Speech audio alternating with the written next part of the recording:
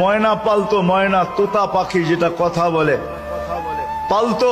একদিন সকালে বাহির হইতেছে, ময়না বড় দামি হয়, অনেক দামি পাখি। তো বাহির হইতেছে, তো ময়না জিজ্ঞাসা করতেছে মালিক কোথায় যাবে? শিকার খেলতে যাব, শিকার জঙ্গলে। আমার ভাইদের সাথে দেখা হলে আমার একটা সালাম দিও। তো যখন জঙ্গলে ঢুকছে তো যে দেখতেছে কতগুলা ময়না ডালে বসা আছে।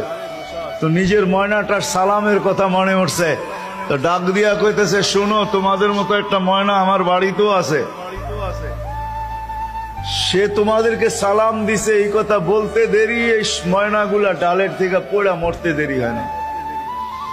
তার মন খারাপ হয়ে গেছে যে ওর সালামে এমন কি বিষ মিশানো ছিল যে এত দামি দামি 12-13টা ময়না মরে গেল। তো শিকার না খেলেই বাড়িতে চলে আসছে। তো ময়না জিজ্ঞাসা করছে মালিক এত তাড়াতাড়ি ফিরলে, হাতে তো কোনো শিকার দেখি না। তুই কথাই বলিস না। বলে কেন? তোর সালামে এমন কি বিষ ছিল যে তোর সাথীদেরকে সালাম দিতে দেরি, একটু মরতে দেরি হয় নাই।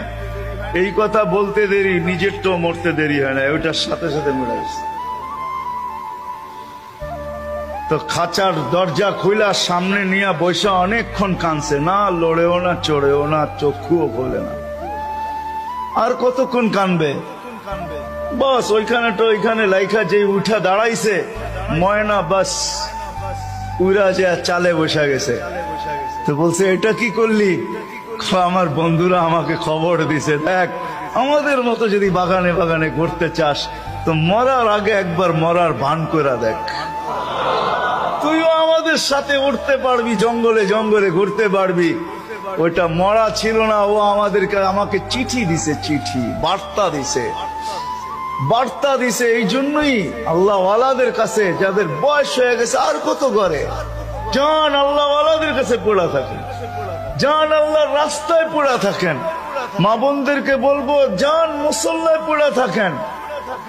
ভাবেন মরার আগে মরে গেলাম, তাইলে চিরদিনের মৃত্যুর থেকে বেঁচে যাব, জান্নাত মিলবে। জান্নাত করবো তো পাক্কা ওয়াদা? আল্লাহ আমাদেরকে আমল করার তৌফিক দান করেন।